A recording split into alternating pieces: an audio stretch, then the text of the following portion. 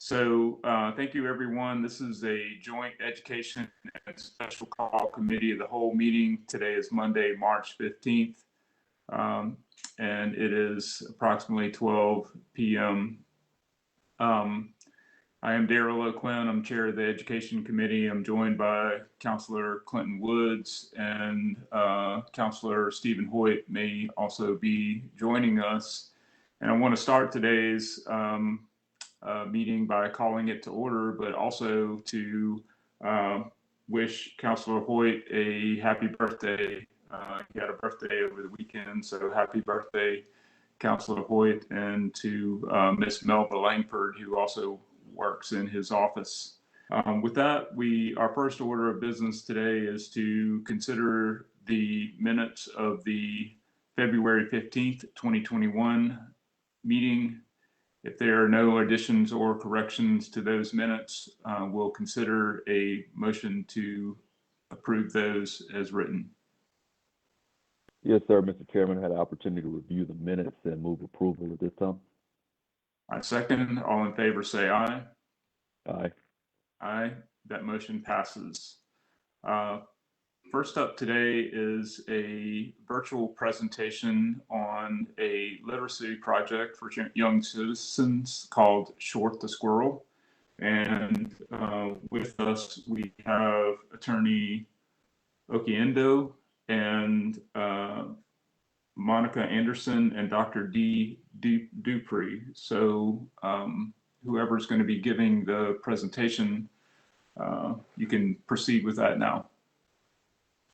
Thank you, Councilor Quinn, and just want to say thank you for having us to speak on this platform. We appreciate the fact that we have the opportunity to connect with, Birmingham's leaders in this field, and hopefully reach some sort of resolution or resolve as it relates to literacy with kids. But to introduce myself, my name is Denzel Okenedo. I'm an attorney at Burr Forman here in Birmingham, Alabama. I've been in Birmingham for almost the past 10 plus years now. Went to undergrad here, went to law school here, and in the time of going to school and working, I've been involved in a lot of initiatives and nonprofits, but this is one that not only has meant a lot to me personally, but one that has really been a grassroots initiative that's kind of taken a form of its own and spread across the state. For a little bit of background, Alabama ranks in the bottom half of literacy as it comes to all the states in the United States. And that's something that we wanted to address as a group and as a board. And so Miss Monica and Miss Dee, they came together and they were trying to figure out what are ways that we can approach and connect with young Alabamians and help them with their literacy, help them introduce them to reading pamphlets and get them in front of words as soon as possible. And given with what I do and what Miss Monica's daughter does, she's an attorney as well, the easiest way we found to combat this was in the courtroom. A lot of times when the lawyers are talking to the judges or when kids see their parents in the legal field, sometimes the results are not necessarily the best. And so it can kind of leave children with a bad taste as it comes to what is the purpose of justice and what is the purpose of a judge and lawyers. So we found that the best way to do this would be while the judicial proceedings and all that stuff is going on, let's have some sort of pamphlet and some sort of reading that would allow the young child to figure out, this is the judicial system, this is the benefit to the judicial system, but also inform them about the state of Alabama as well. And so they were able to get a pamphlet together and get it distributed. And I'll let Monica kind of talk about the people that have jumped on board with this project. But at the end of the day, you see the mission right there is to spread literacy rich, community oriented content to Alabama's young citizens. And so simply stated, we just want young kids being introduced to books as early as possible so they can learn how to read, and not just read, but read proficiently, because that, in my experience, has been a big indicator in the things you're able to access and the doors you're able to open. So with that, Ms. Monica, please go ahead. Thank y'all so much for having me. We are so excited to be here. I'm so sorry that you only get me and not Dr. Dee Dupree Bennett too, because she's quite a spitfire. Denzel, we love having you on the board. You're so awesome. So thank you for that introduction and for making this happen. So just a little bit about us. We're going to tell you about our journey, how we got here, the meaning of short. We've hit the 1 year mark. What's next? I'm going to give you a lot of numbers, and I'll just let you know I am a word person. So if you're like me, you might want to take some notes on these figures because they keep me up at night, quite frankly. So here's our story.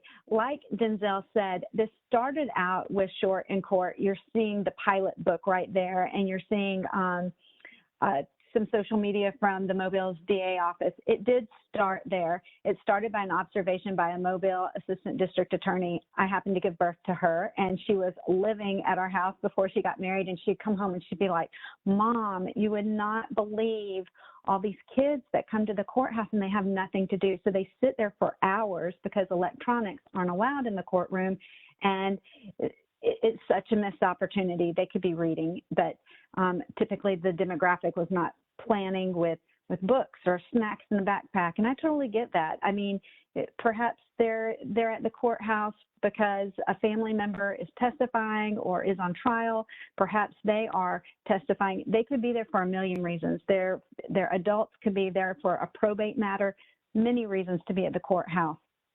I missed opportunity to have kids have a literacy moment. So I told McRae, that's my daughter, I said, McRae, we could totally do an activity sheet, or why don't you have an activity sheet? And she said, Mom, this is the government. We don't necessarily have money for that. And I said, we can do this. Fast forward, and please let me know if you lose me because sometimes my internet goes a little awry.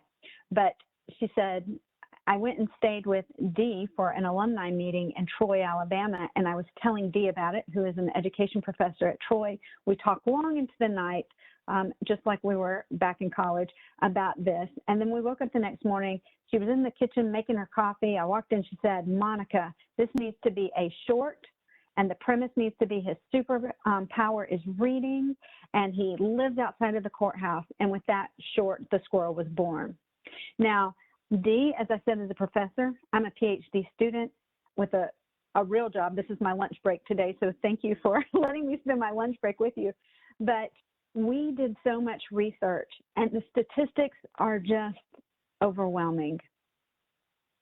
For example, Alabama has 53% of our children not reading at grade level. And that varies in different places across the state, but overall 53%, and that is before COVID. We anticipate that to be even worse as the pandemic numbers come in, as I'm sure you guys, I'm probably telling you nothing you don't already know because of what you do. So we thought education is a three-legged stool. We hope it's nourished at home. That's the ultimate goal. Then it goes to the schools, and our teachers take what happened at home and take it to the next step. If it hasn't happened at home, our teachers have just an incredibly large job of getting it where it needs to be. But where does the community fit in? Where is the community's place? Typically it's, oh, let me help mentor or let me give money to it. But we think that there are ways that the community can actually participate in a little bit more dynamic way, and that's where Short the Squirrel comes in. Here's our timeline very quickly. Again, it started in February 2020.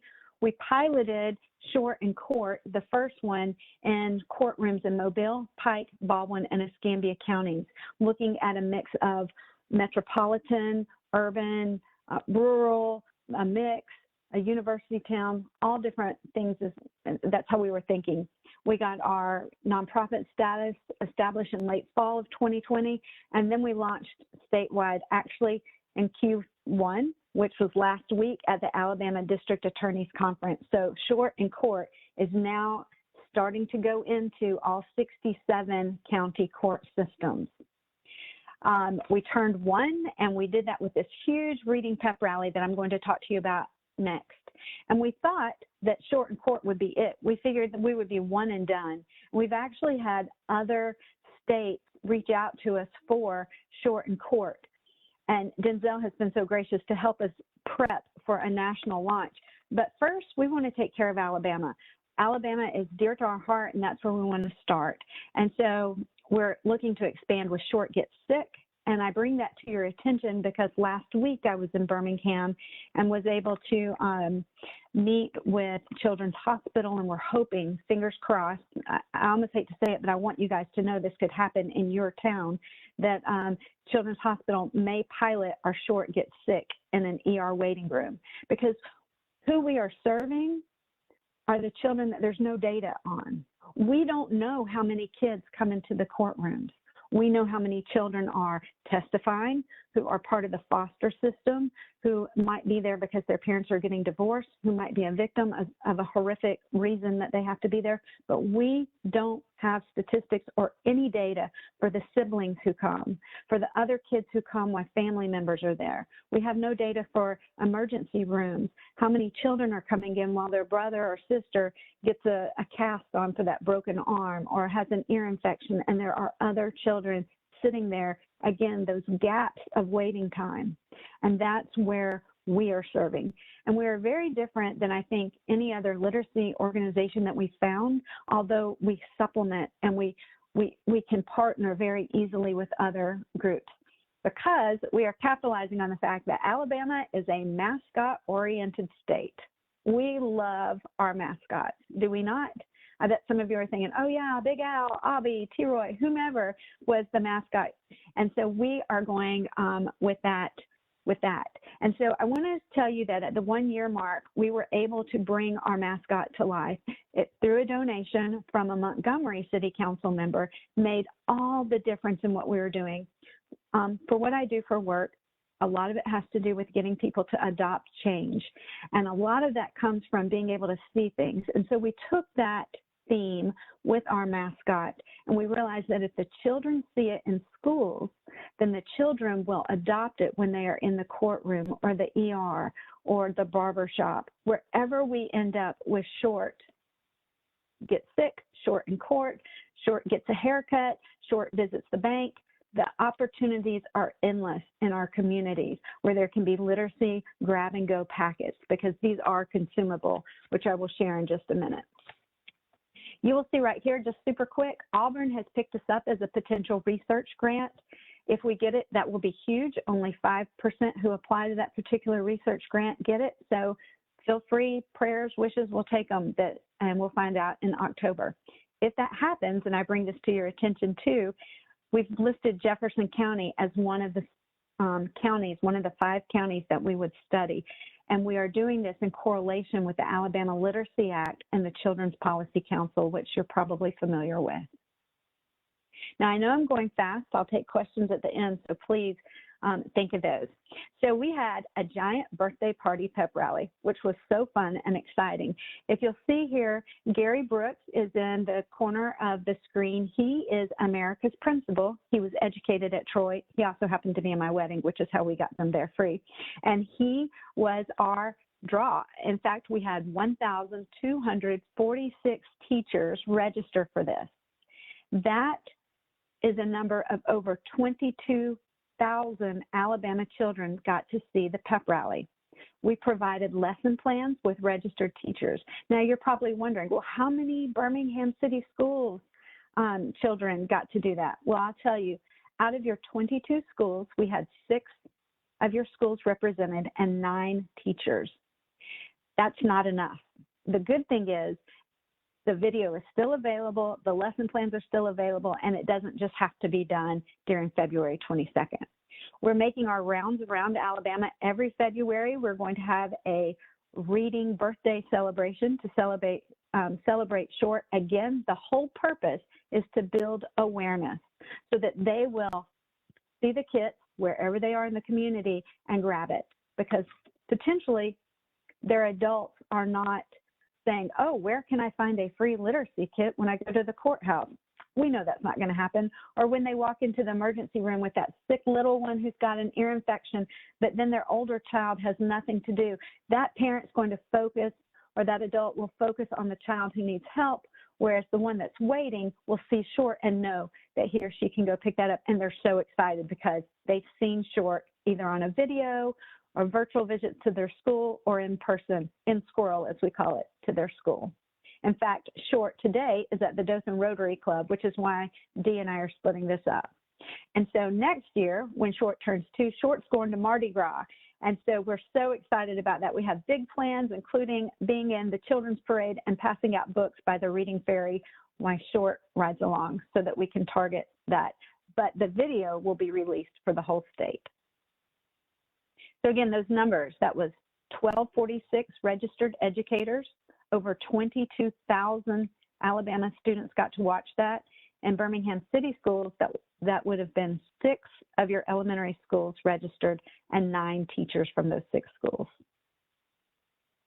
So I love this. We have a video on our YouTube channel, which you can visit on your own time if you wish, especially if you're an Auburn fan. If you're not an Auburn fan, don't worry. That other school makes an appearance too in the birthday party. Big Al's in there too. But this little boy got to meet Aubie and Short together at Cary Woods Elementary in Auburn. That's the #1 ranked elementary school in the state of Alabama. And as the little boy was going back to class, he leaned over to his friend and he goes, "That was my best day ever."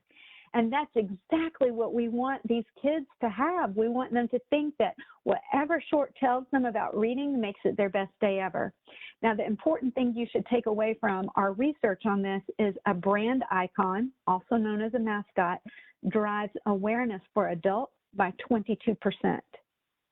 For children, not only is that a much higher figure, but it's even more important because a child in a precarious situation, a child who might have social relation issues or may be introverted, those are 3 different topics, will really latch on to a mascot. Perhaps some of you grew up watching Sesame Street. Did any of you watch Sesame Street when you were younger? And so you can probably remember some of those lessons that we received when we watched Sesame Street. Well, Short can do the same thing. So these children really relate to a mascot. And if a mascot that they love and they latch onto emotionally and mentally tells them, "Oh, I love to read, you should read too," they're going to believe that. And that's where we're trying to make our entrance into that building literacy just a little bit different. So our project's in flight. We told you we've got Short Gets Sick coming. We hope to have that all tied up by the end of this month. Short Can Recycle is being piloted to only first graders in Pike County and is being funded by a recycling grant through Troy University. I tell you that in case Birmingham has anything like that for Earth Day, and y'all would be interested in this, it's out there. The next thing that we're working on, and we have found this to be incredibly important, is that the anxiety that is with kids right now is just at an all-time high. During the Children's Policy Conference this spring, they presented that the #1 reason for the past 5 years children have been involved in court cases in Alabama had been drugs and alcohol. That's probably no surprise to us all. Again, think of the less crime if everybody would just stay home and read. Let's just think about that. But in reality, and not to make light of this, that in 2020, that changed. It's no longer drugs and alcohol. It's actually mental illness has been the #1 reason that children have been involved in court cases in Alabama. And that just crushes us. And so we want to develop Short's feelings. And we've met with DHR for the state. And we've got a proposed pilot for Montgomery County. Again, that's still in the works. It could be in Jefferson County or Birmingham proper, if you will.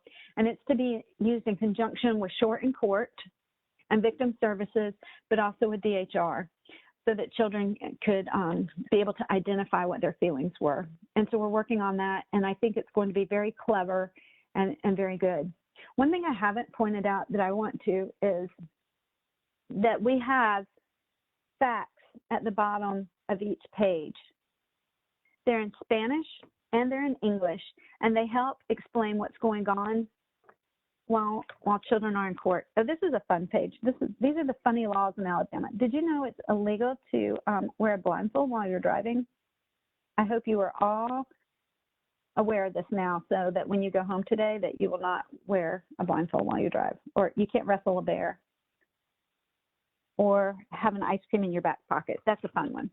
But we tried to do this where we weren't making fun of the laws, but that it brought a little levity to what can be a difficult situation. But again, showing you here's a fun page. This is short reads about Alabama, so it's prepping them for Alabama history. And then did you know Alabama has the longest constitution of all states? That looks like that could be backwards for you, but there it is in Spanish. So again, it's got just a bunch of different facts, and that is one thing we're doing for each book. So it's got a layer for adults, and then it's for primarily the children. As I mentioned, we've partnered with several different people. We've just been so blessed. We cannot believe how this is just, we thought it'd be like a trajectory that went like this, but it's been, and so it's really just been such a blessing to watch. But we have partnered with the Alabama Literacy Act and the Children's Policy Council to really bring in these different birth to 8th grade systems, special ed, ESL, struggling readers, family engagement, health and well-being, and then learning outside of the classroom so that we're hitting every element, again, back to that three-legged stool. So what's next? So grateful that Governor Kay Ivey has endorsed Short the Squirrel. You'll see her on the birthday video if you go to YouTube and watch that. But we're looking at our supply chain. For example, with the grant we got from the Alabama Law Foundation, every district attorney gets 50 books per county he or she serves. So for Jefferson County, you guys got 50 books to start off with. We've already heard Jefferson County is going to go through those 50 books, maybe even in a day. So we've got to figure out what's the sustainability. How can we make sure that the books are restocked, that the kits are restocked, and the kit comes with a book, crayons, a biodegradable clear bag for safety of everyone who works in the courtroom, and a sticker. And then I always like to tell everyone about this cradle to career thing. We never anticipated this, but we have about 100 volunteers, and many of the core volunteers are university students. Many are from Troy. We're looking to spread that out throughout the different colleges. In fact, one of our new positions is outreach coordinator, and Gretel Sutton has that job. She's been one of our book reviewers. She's been promoted to outreach coordinator, and her job is to connect with every single college of education within Alabama to make sure that the schools are involved. We have a new board member, Dr. Eric Kirkman. I don't know if any of you know him from UNA. He is principal at the Kilby Laboratory School on the UNA campus. And so we're really trying to get into the north part of the state because Dee's in Eufaula and Troy. I'm in Daphne. And so we really want to be Birmingham and north of Birmingham as well. So this cradle to career aspect has been awesome because we have all these interns who are helping us. In fact, we have 2 openings. I'm going to tell you that now in case you know of any university students who would be willing to come help. It's about 2 to 3 hours a week. It's not paid. We want to get to the point we can pay them, but it's been a volunteer internship right now. Again, just 2 to 3 hours a week. And so here's the call to action. This is what we need from you. 1, please follow us on social media. That's so important. We're on Facebook, we're on Instagram, we're developing a TikTok. If any of you are TikTokers, I am not, but maybe you are. And so we're really excited about that to reach the kids on how to do different TikToks with their books. And then we are also on YouTube. Please reach out to your area educators. We feel like this committee in particular has that outreach that we don't have. We've really struggled to get Birmingham City Schools to participate in the birthday party, which again is still online and still available to use whenever. And then partnership opportunities. We're looking at a variety of grants where we can partner with grants. In fact, we're going to Uniontown in the Black Belt on Friday, and we're so excited to be doing that event with the DA down there and their community group Choice. And then consider supporting Short the Squirrel. Even if, you know, we even have people who've given us $10 and we're like, thank you, because that puts, you know, a handful of packets in the hands of kids. Again, this is not Dee's job, full-time profession. This is not my full-time job. It's just our passion project, and we're doing it because we love reading and we love kids, and we think we can make a real difference in the state of Alabama. So with that, here's how you can find us, and I'd be glad to take any questions.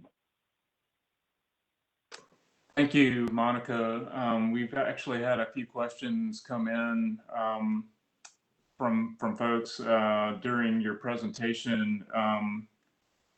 First one is, you mentioned that you guys kind of started out with the #1 ranked school in Alabama. Could you tell us what that school is again? Yes.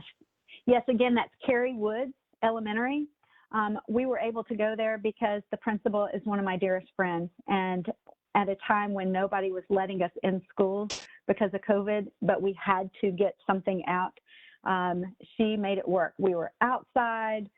It was very super safe. It was approved by the Auburn City Schools to come. So it was a great experience. And I would just like to say, if you ever need a speaker or somebody to do a workshop, highly recommend her. She's amazing.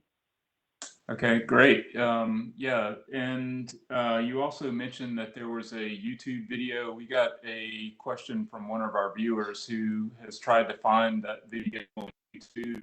And can you tell them, some tips of how to find that on YouTube?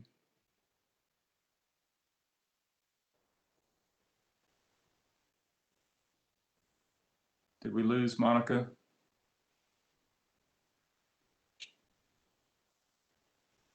I'm still here. Can you hear me? So did you hear the question? Yes. So I'm going to put the link to the video in the chat so everybody will have that. And then you'll also be able to subscribe to the channel so you'll see it. Right now we have 4 videos there. 1 is the birthday party video. 1 is meeting Aubie. 3 is Feet Across Alabama, which is a challenge that we've done in conjunction with Read Across America last week. It's super cute. I don't know if y'all know Miss Alabama, Tiara Pennington. She goes to the University of Alabama, and I think she's from Birmingham. Maybe she's from Tuscaloosa. But anyway, she has just been so great. She's gone to read with us. You might have seen her picture in the beginning of the agenda page. But her feet are in there as Miss Alabama's fancy feet, and the kids think that is so fun. So it's all feet. And then, of course, the birthday party. Another question, is SHORT an acronym? And if so, what does that stand for? SHORT is not an acronym. SHORT is actually, it started because we wanted to have very short things to share when we were in schools. So that is how his name came to be. Okay. Yeah, well, I really appreciate it because I remember as a kid going with my parents to, doctor's appointments and things like that. And I remember specifically those highlights magazines and, those activities in there, kept me busy while my parents were doing their business.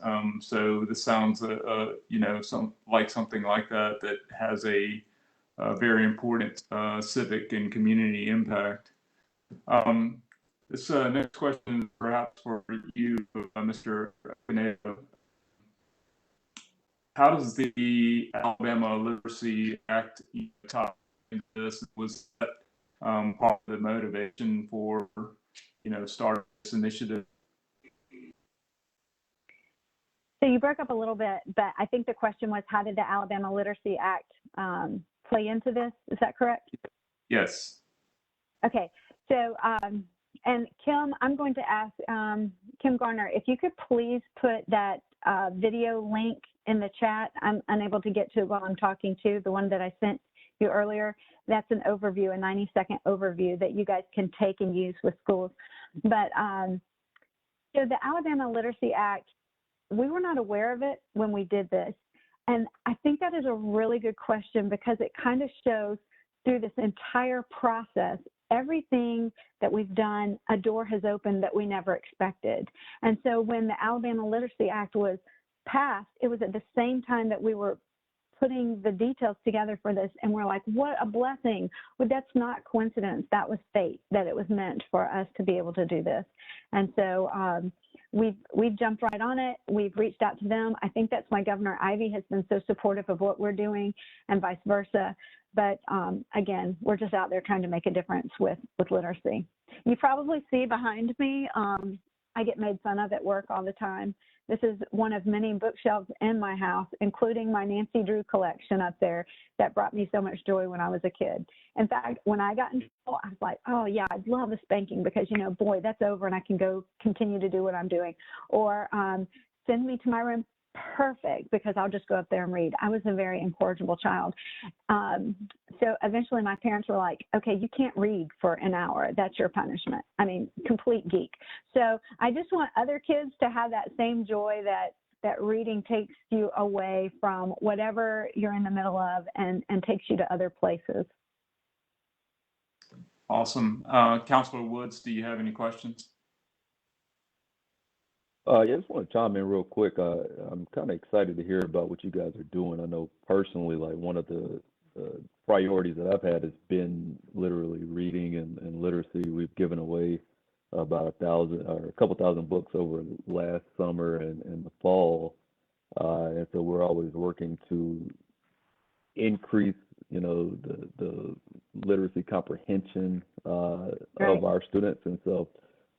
Yeah, so I think this is something that definitely worked and would definitely help with getting more coordination in our schools and things like that. I know Councilor Quinn and myself, we spend a lot of time actually in the schools, and so have those kind of relationships and just know who to point you to and how to get you in front of different classrooms. But yeah, as much as we can push towards reading and literacy, I think the mascot definitely adds a touch to it. So kind of interesting hearing those stats. Something that makes a lot of sense, but I haven't ever thought about that. So I think it's something that's pretty cool. I know recycling is something that we're working to really push here, and that was one of the methods was really getting into the schools to kind of teach the kids to discourage it, similar to the seat belt.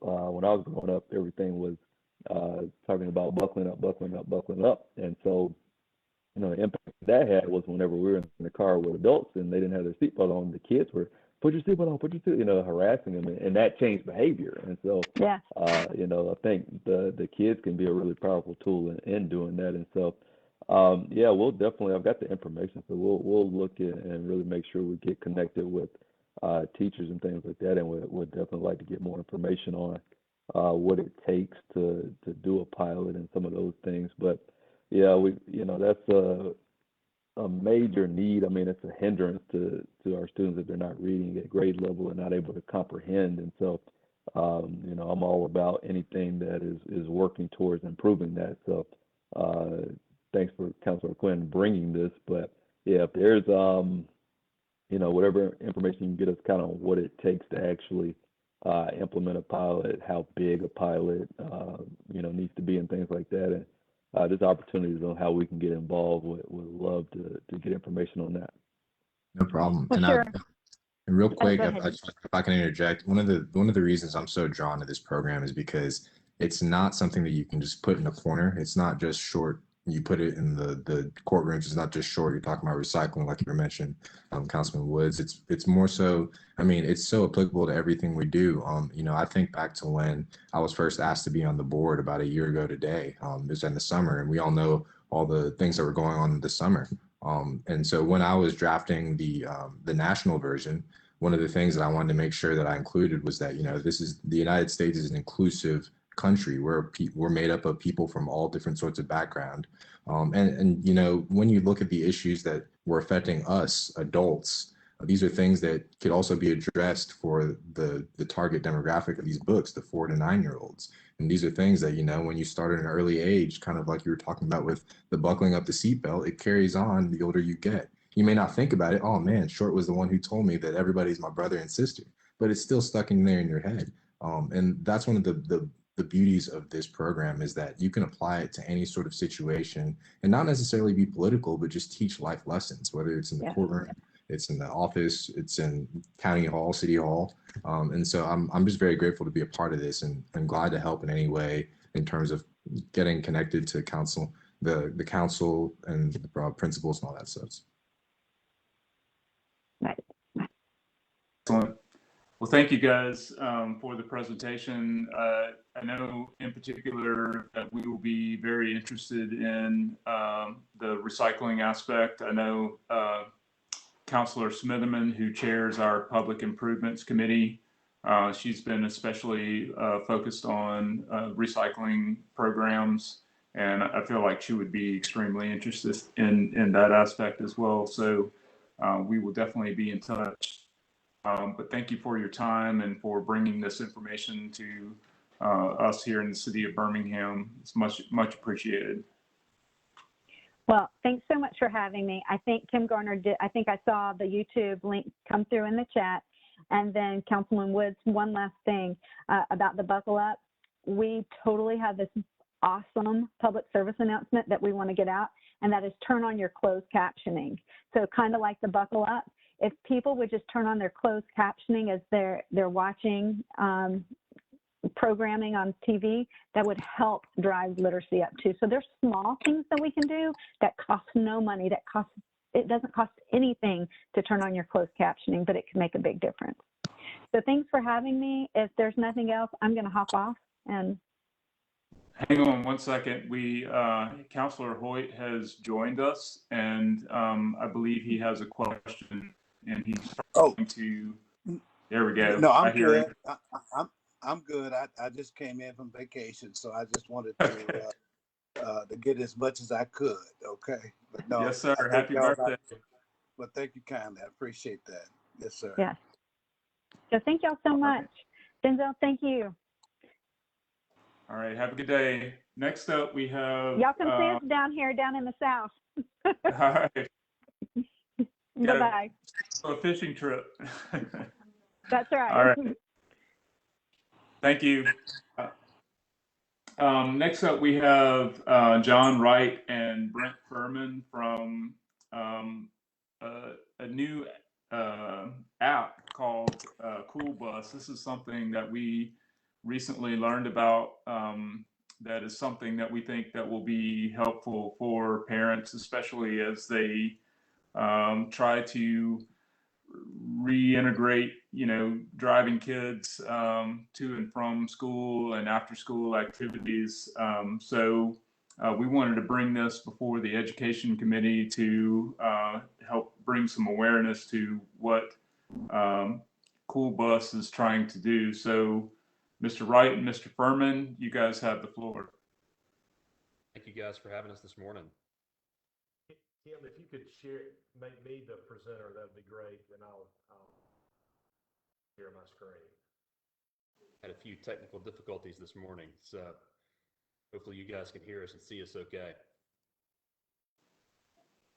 Yep. All right, great. We can see the presentation. Well, Councilman O'Quinn, thank you for inviting us to join you guys today. We're excited about telling everyone about Cool Bus. I know you and I had a chance to chat about that briefly a couple of weeks ago, and yeah, we're excited to spend some time with you this morning. So the idea for Cool Bus really came about almost 2 years ago because my wife and I are parents, and one of the greatest challenges that we have as parents is figuring out how in the world we're going to get our children to all the places that they need to go. I like to say it's a simple math problem that there's 5 people in my house and only 2 of us can drive.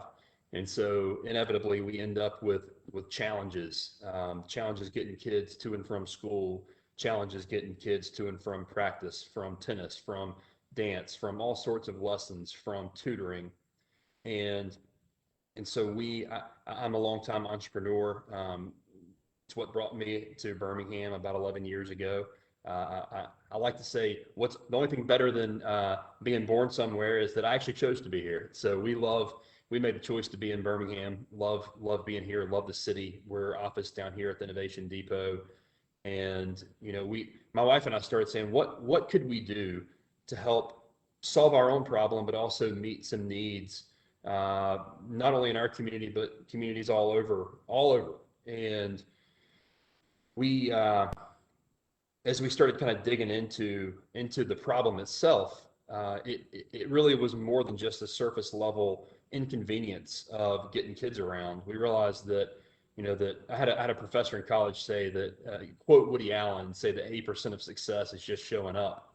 And I remember at the time thinking how silly that sounded. But as an adult now seeing in the business world that showing up, it makes a difference. That for my kids, the short amount of time that they couldn't be in school in person this past year, the difference that it made for them and the challenges that we've had just playing some catch up, but showing up makes a big difference. And so we said, what could we do? What could we create that would help children get the places they need to be? And what could do that in a safe way, and what could do it in a cost-effective way? Because some of the things that may be available to certain families aren't available to others because of the cost associated with it. And so we built an app, and it's called Cool Bus, and we've been live in Jefferson and Shelby County now for about 2 months. We've been collaborating with a variety of schools here in town to try to bring awareness to that. And the idea is that we're not a ride share service for kids. We're not Uber for kids. We are simply an app that helps people connect, right? We realized that the way that we solved the challenge around getting our kids to and from all the places they need to go, it usually was working with the people in our community, working with our neighbors, working with our friends, finding people that were close to us, that we either knew them or we knew someone that trusted them and and connected with them to work together, to carpool. And so that's really what our app does. Our app allows parents to get on and state a specific need. So you can say, for example, I have a need to get to and from, to get to soccer practice at a certain time. And you can put in the details of that ride, who needs a ride, the who, what, when, where, how of it. And Cool Bus can give you some suggestions of people that may be candidates for you to collaborate with, to carpool with. And so really again, the vision for that was we wanted to connect parents. We wanted to help kids get rides, but we also wanted to do it in a way that brought access to all sorts of people at all sorts of socioeconomic realities. And so, Brent, if you wouldn't mind giving them a quick little walkthrough of the app, I think it might give you guys a better understanding of what we're doing. The main aspect of this is find a ride, and so it's really where everything begins. And pretty easy and simple flow. It might be exactly like what you might expect. You would be saying via text. Where do you need a pickup, and where is your child going to be dropped off? Each child is going to be participating, one or more, and the date and time. And so it's pretty quick process that you would go through. And then after that, you're going to sort of set your offer. That's the way we describe it. This is a carpooling app, but sometimes carpooling is a trade. You do Monday, Wednesday, Friday. I do Thursday, Tuesday, Thursday, or whatnot. At times, though, particularly those who are two-income households like myself, there's not a lot of opportunity for trading. So there might be a sharing of gas money or something like that. So we give that opportunity within the app to be able to describe, what it is that you might offer to somebody. Do a little bit of a quick confirmation, and then we suggest folks to potentially participate in that.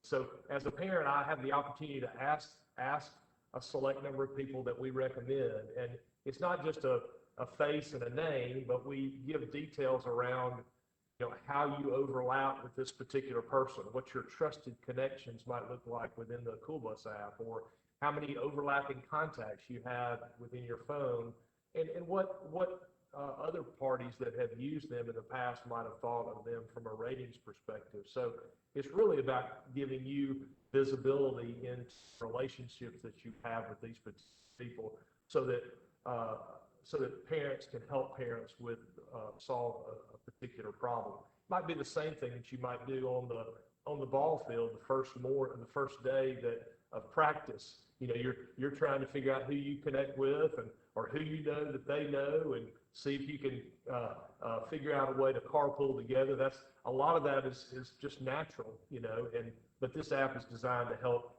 facilitate that. Now, there's sometimes within the app itself where we just can't find folks to connect, and so you have another option where you could sort of post a need to a job board, and so that's a kind of a fallback position where you might have folks in the community who are interested in helping and just have some time and might jump out on a job board, so to speak, to see what needs might be out there. But that's it. It's not a terribly complicated process.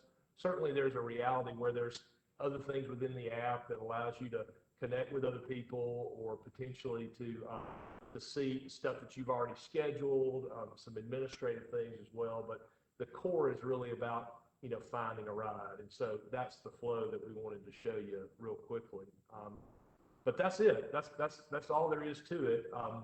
And so I'm going to pass the torch over to John to facilitate any kind of questions that you guys may have. If I could highlight one additional thing, if you're like us, you don't let your children ride with just anyone. And so probably the number one hurdle that we had to figure out how to overcome was the safety piece. And, what we're not doing is trying to just connect you with the most efficient driver possible. It's a highly relational app. And so we're connecting you based on these overlapping relationships. And at the end of the day, you as a parent always choose who your child rides with. And so we're simply here. We're not in the transportation business. We're in the connecting people business. We're in the bringing people together that maybe they know each other. Maybe I know Brent, and Brent's got some trusted people that because I trust him, I would trust some of his people. At the end of the day, whether or not I can get comfortable letting them drive my children really is a decision that's up to me.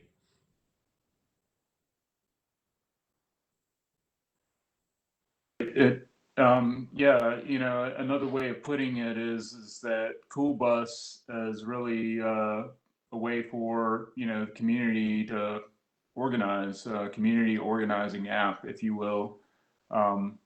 Just another convenient way for people to connect around this issue of mobility. So it's something that, I think is an innovative solution to a problem that we know many people face, no matter, where you live or your socioeconomic status. But, it's great to see folks trying to create tools for people to use to, address that issue. With that, my colleagues have questions. We can take those now. Thank you, Mr. Chairman. I think I'd like to invest $10,000 for 15% of. Oh, I felt like I was on Shark Tank for a minute, but it's always cool to see kind of what's going on over there at the Innovation Depot, and I think this is an interesting thing. We spent a lot of time just looking at how to move, people from one place to another. Like just that simple thought process can lead you to a lot of places. But yeah, I think it has a lot of pretty cool applications. I think kind of thinking back to the ballpark, kind of, I was a kid that grew up literally at the ballpark, and so a lot of kids you were playing with were living in a relatively smaller footprint on the same side of town, and so we would drop a lot of people off at home. Sometimes we could catch a ride with other people, and so I think kind of having something in place to kind of coordinate that out is something that kind of creates some interesting possibilities. But no, I think this is pretty cool. Is there like an age limit on? Because I guess it's kind of pointed towards kids. Is there an age limit, or is this just kind of open to anybody that wants to work together? Yeah, no, that's a great question. So there's an age limit. We ask for our users to verify that they're over the age of 18. Right this minute, we're trying to limit the age from a driver standpoint. On the kids side, really, it comes down to what parents are comfortable with. We're not targeting kids that are below, car booster seat and down. We're not really going after because there's hardware, i.e. booster seats and car seats that become challenging there. But at the end of the day, a parent, they so chose, could use the app to try to find a ride for that. But that's not something that we're promoting. Right. You could see it going upwards because I might have a grandparent that lives with me, and I need some my grandparent and my child might need to be at the ball field, or it may be a situation where I've got a car issue, you know, and I want to be present for my child's event. And so I might ask for a ride for myself and my child. You know, our original thought was sort of children centric, but if you think about grandparents transportation, adult transportation, you know, certainly it's a networking app. And so we don't have restrictions on the upward end of it per se, but you know, right now we're just trying to focus on solving access for kids. And Right. John alluded to this, but it's you know, we really believe strongly that there's a lot of folks who just can't get where they need to go because, you know, their parents are working, you know, and hourly, you know, folks can't do what they'd like to have their kids do. I grew up in a small town, and so, you know, I saw a lot of things that were different, but we just didn't have access. You know, in Birmingham, you got tons of things to do. Just got a lot of people who just can't get their kids there and would like to. Okay. Yeah, like I said, well, it depends on who you ask to. Like, some people say we don't have enough to do, but yeah, like I really see this jumping out around, you know, schools and like community-based stuff. And so you almost have, you know, I don't know, I haven't looked at the app yet, but if there, you know, if you can kind of, I guess you have some mapping feature to kind of place people. But yeah, I think this is something that's really, really interesting. So glad we got a chance to check this out, and I'll be kind of watching and seeing how this goes and everything. Councilor Hoyt had to jump on another call at 1, but you know, one thing I want to point out, and that John and I had discussed previously, is that this is really a tool that, you know, helps you connect to people that you trust. You know, obviously, when it comes to transporting a child, you're not just going to let your child ride with anyone, and you know, this is you know, sometimes it can be helpful to have something that will help you think of, okay, you know, who could I potentially connect with that could help me out in this situation. So, but really, it's trust is at the sort of the heart of this, and you know, perhaps there are people that are in my close network that we both know, that I and a friend both know, but we haven't yet connected. But, you know, chances are if I trust that person transporting my child, and vice versa, there's a third person that we can both trust. So this Cool Bus is really a tool that helps identify those relationships and then coordinate. So it's really great. We had one question come in from the audience. Is there any cost associated with Cool Bus? Yeah, it's a great question. Yeah, great question. So it's a subscription business model. So the app is free to download. Right this moment, we are giving new users the opportunity to search for 3 rides, at which point we then prompt them to subscribe to the app. And at that point, it's $9.99 per month. And that gives you unlimited access to search as many times as you'd like to find rides. Oh, great. And you mentioned that you guys currently are in Jefferson and Shelby counties. Does that include the whole county or certain areas? The whole county. The whole okay. county. All right. Great. I don't have any additional questions, but I assume that Cool Bus is available to download through Google or App Store? Yes, right this minute we're in the Apple App Store only. That'll be changing in the near future, but right this moment it's available for Apple only. Okay, great. All right, well, thank you guys for sharing information with us. Look forward to seeing how it plays out, and you know, maybe Councilor Wood can be your next angel investor. Give us a call. Hey, listen, guys, we would love to we would love to collaborate with the city in any way that you guys see fit. So if you see opportunities that you think Cool Bus would be a good fit for, we want to see children get to the places they need to be successful in life. And so if there's further collaboration, we would love to, we would welcome that opportunity. All right, thank you. On our next item on the agenda, new and old business, I wanted to mention that we had been a few months ago, we had gotten a presentation from Corinne O'Brien with the Education Foundation regarding student mental health.